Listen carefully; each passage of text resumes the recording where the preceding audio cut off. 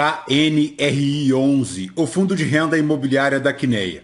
Vamos ler o relatório de setembro de 2025, divulgado agora, no dia 2 de outubro de 2025, continuar o acompanhamento do fundo. Ele que tem um patrimônio líquido na casa de 4 bilhões 606 milhões, a cota patrimonial a R$ 163,31. A última distribuição será paga agora, no dia 14 de outubro de 2025, segue R$ 1 por cota. O fundo que iniciou as atividades em 2010 e na data que eu gravo com vocês, o KNRI 11, cota na B3, a R$ 145,43, dentro de um P sobre VP de 0,89, uma variação positiva nos últimos 12 meses de 13,89%. A cotação agora em agosto de 2025 chegou aos R$ 137,00 e desde então buscou uma pequena recuperação, já atingindo inclusive R$ 148 e agora repousando na casa dos R$ 145,43. Como comentamos, a última distribuição, R$ 1 por cota, será paga agora, no dia 14 de outubro de 2025, fazendo um yield mensal de 0,68, anual de 8,27%.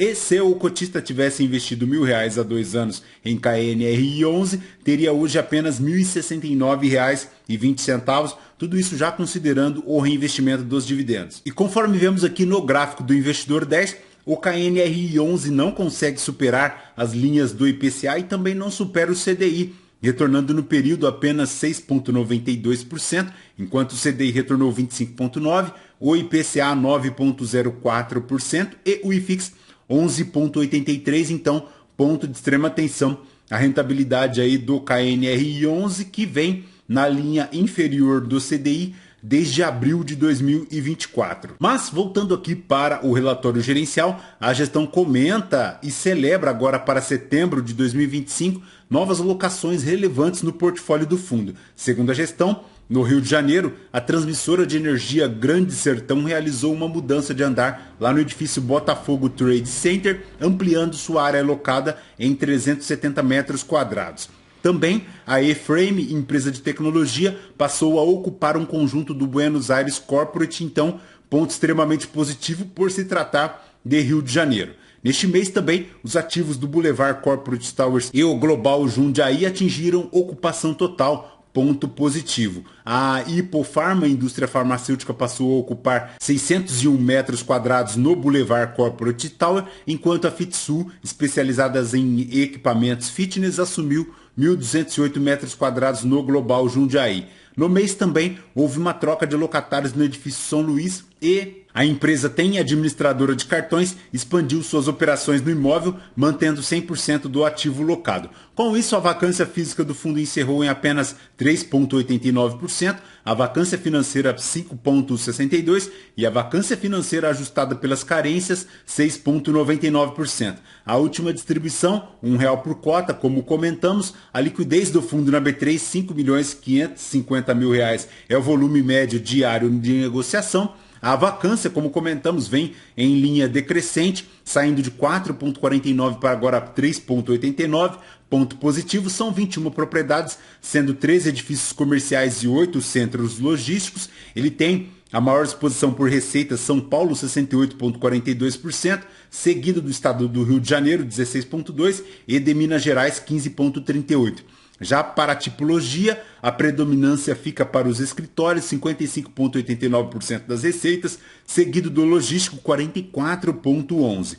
A indexação fica majoritária para o IPCA, 69,98%, e os contratos, 55% típicos, 44% deles atípicos. O prazo médio dos contratos firmados pelo fundo é de 9,27 anos, sendo 7,83 para escritórios e 11,09 para ativos de logístico. Em relação ao cronograma de vencimento dos contratos, 1% de escritórios vencendo agora em 2025, zerado de vencimentos do logísticos em 2025. Já para as revisionais, 7% de escritórios vencendo em 2025, 1% de logístico. A absorção das carências agora para outubro, R$ 130.666, ele tem hoje mais de 150 inquilinos no seu portfólio, sendo a maior predominância para o setor industrial, 43%, e o setor de serviços formando 14%. Em relação à vacância, o ponto de atenção ainda segue o estado do Rio de Janeiro, 78,61%, em que pese as novas locações não foram suficientes para reduzir aquém dos 70% de vacância lá no Rio de Janeiro.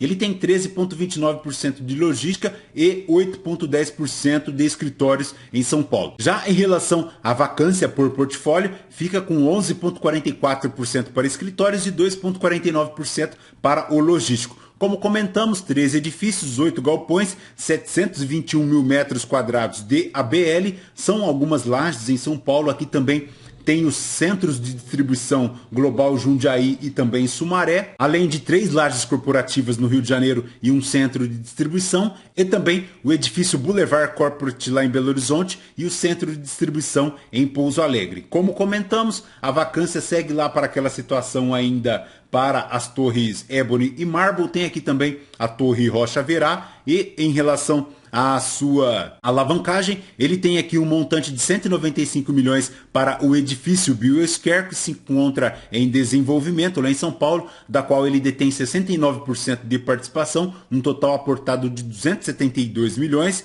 E em relação a esta dívida, é uma carência de 18 meses com prazo de amortização em 133 meses após a carência. Em relação à vacância também lá no Lagoa Corporate, 22,5%. O Joaquim Floriano segue também com 15% de vacância, e também para o CD Cabriúva ele tem uma alavancagem na casa de 150 milhões, a IPCA mais 7,25%, vencendo lá em março de 2036. Em relação às informações contábeis, ele faz para agosto de 2025 31 milhões de receitas potenciais, 1 milhão e 800 para vacância, 380 mil reais para carências e descontos, finalizando um total de receitas de 29 milhões para competência agosto, uma receita não recorrente de 2 milhões 384 mil reais. Para a DRE do fundo em setembro de 2025, 29 milhões 809 mil reais é o resultado do fundo, R$ 1,06 por cota, dos quais ele distribuiu apenas R$ 1.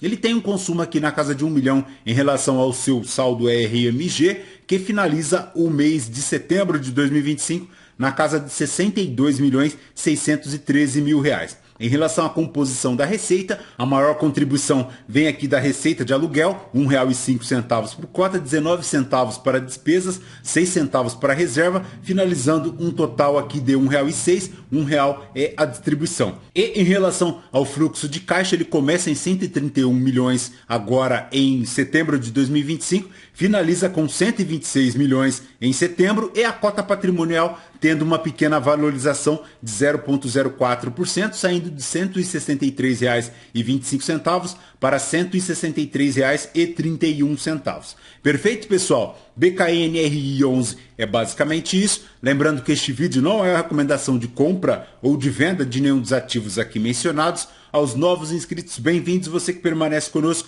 muito obrigado por isso também. E você que ainda não é inscrito, considere se inscrever. Deixe seu like, seu joinha, porque tudo isso nos fortalece aqui na produção de conteúdos. Perfeito? Voltamos então com vocês no próximo vídeo. Fraterno abraço a todos. Até mais.